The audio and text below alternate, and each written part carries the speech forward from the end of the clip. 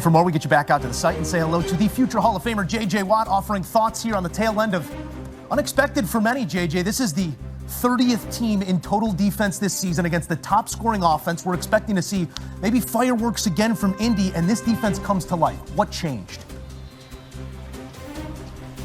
Yeah, you come into today and you're looking at the stats and you're seeing Indianapolis, number one offense in the NFL, potentially one of the most historic offenses in NFL history.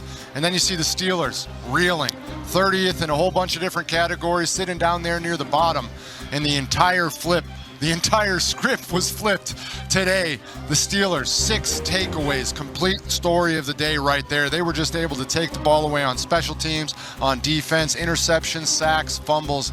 They were able to do it all, put their offense in advantageous positions, and the Colts were never able to recover. You know, there's going to be a lot of good teams trying to figure out this Colts offense down the stretch. This is a blip on the radar. We've already seen them establish themselves as such a potent running attack, but what can other teams on that Colts schedule take away from what Pittsburgh showed them today?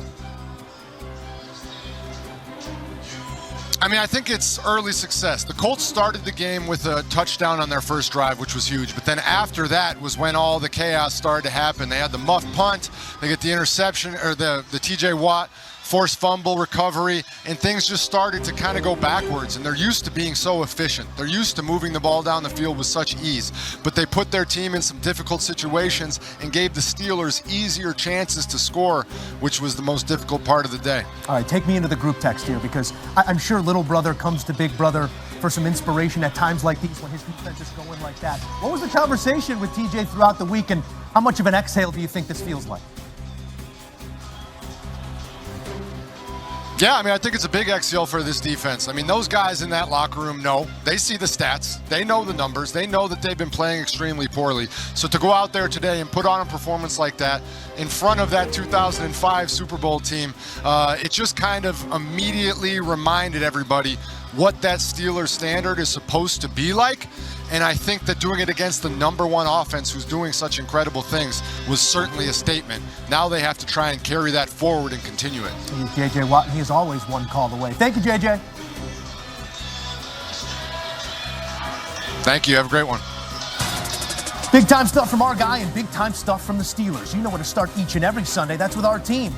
Coach, Matt, JB, and Nate, setting the stage each and every Sunday at 12 Eastern. It's the NFL Today on CBS and streaming on Paramount+. All right, a look here at Danny Dimes asking for change after this one. Harassed throughout, this pass rush that couldn't get home, found him plenty of times in this one. Daniel Jones, misstep here against the Pittsburgh Steelers. All right, back in studio with the fellas to offer thoughts on both sides of this one, because again, unexpected is the word that comes to mind. Dame, this is what we expected preseason for this top dollar defense. Haven't been getting those performances.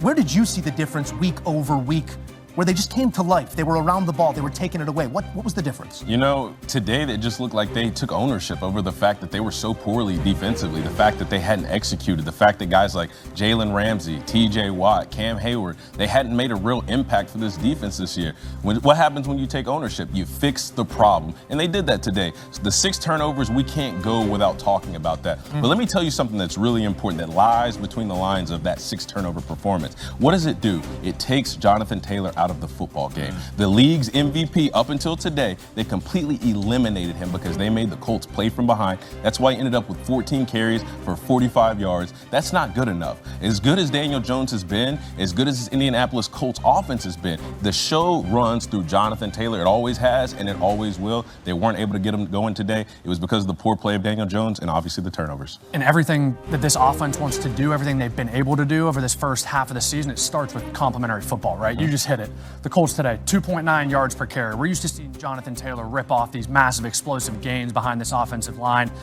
When you have 6 turnovers in a game, it's just really, really hard to get any flow, any momentum, any type of consistency going with inside your offense. And you give an offense like priced defense for a reason. We finally saw it.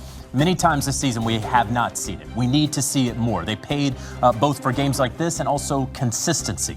So the Pittsburgh Steelers defense is going to need to play like this into December, into January, because we do believe that they're going to be playoff bound. This is a group that also did not tackle well last week. You know, there was a lot of talk about whether they should change the defensive play call or if the scheme is right. They weren't tackling last week. So that was really the issue. That's nothing that any defensive coordinator is necessarily going to help you out with once you get to the middle part of the season. So that's what I saw from this defense. It was exactly what we expected it to be in August. They have shown it a couple of times. Now we need to see it more consistently. Lastly, I would say on offense, look for the Pittsburgh Steelers to attempt to try their best to add another wide receiver before the Tuesday at 4 p.m. Eastern trade deadline. I could see a Jacoby Myers. I could see a Rashid Shaheed, someone like that. I believe the Pittsburgh Steelers are going to try to be aggressive to add another receiver because they know, they understand this window they're in right now. A necessary rebuttal after what we saw on Thursday night as those Baltimore Ravens give chase. A massive victim out and they perform. What stood out? What stood out is that this is a Niners team that continues to find a way despite the injuries. For the majority of the year, we have not seen Brock Purdy and or Ricky Pearsall. And this is a feisty Giants team. We know that they can keep games close, that they can win football games, should have more wins than they do this season. And so what I have seen from this Niners group is a well-coached team by Kyle Shanahan, who very well should be in the running for Coach of the Year. A fantastic personnel group led by General Manager John Lynch, assistant GM RJ Gillen. They have been able to backfill, because if you lose your $50+ million quarterback, if you lose your first-round wide receiver, if you don't have your other first-round receiver in Brandon Ayuk that you've already paid, when you lose Bosa, all of these things have happened to the Niners. And yeah, they had a letdown last week, but they continue to find ways. They also are not going to be done. They're going to make a move at the trade deadline. I very much believe probably add at pass rusher. They added Keon White a couple days ago. They could add some more. We'll see what they're up to here before the deadline. We'll keep it always with Jonathan Jones, our lead NFL insider, for all the latest before that deadline. I want to get to the other side here as well, because always a conversation to be had around the Giants. Now 2-7 on the season. The coach very much coaching for his job. The GM working the phones for his as well. You're down the spirit in your rookie running back, and your quarterback can't seem to stay away from contact right now. See, I'm glad that you mentioned Cam Scatterboo, because Watson's prized asset. You need to take care of yourself that way. Granted, we're losing right now, but we're building around you. The only way we can do that is if we keep you healthy and keep you on the field. So other guys are going to have to step up to pick up some of the load from Cam Scatterboo. But the message is Jackson cannot do this on his own, nor should he try to have to, because he's going to get himself killed. Should that be Russell Wilson's job? Should that be Jameis Winston's job? Right? Like who? Because you're absolutely right. We've seen it time and again with these guys. You're not invincible. Ben, whose job is that to tell him that? I think it's the quarterback room. I mean, look, Russ, Jameis, these guys have played a lot of ball, the coaching staff. The biggest thing in the NFL is availability, right? And especially at quarterback position, regardless of what the record says right now for the Giants, the biggest thing for them is I got to keep Jackson Dart healthy this year, and I have to find a way to keep him progressing week after week. Regardless of the score, regardless of the records, I've been really impressed with what Jackson Dart has done. 200 yards today, 3 total touchdowns, 60 yards on the ground. I mean, he's playing well. This team is banged up. No running back, no Malik Neighbors. So the biggest thing, you hit it. Be smart when you get out of the pocket. Sometimes the quarterback sliding is your best friend, and especially in the NFL where guys are twice the size of you, twice the speed of you. There's a time. I would even say if you're Jackson Dart, you have to have the self-awareness to be able to go in the locker room and say, guys, I need y'all to step up. I need somebody to make a play, whether it's Gunnar Olszewski, who's mainly a punt returner, but you need him at receiver. I need you to be at this spot at this time so I don't have to run for my life and then take a hit that's just completely unnecessary. To borrow from the poet laureate, beast mode, take care of your chicken, take care of your mentals.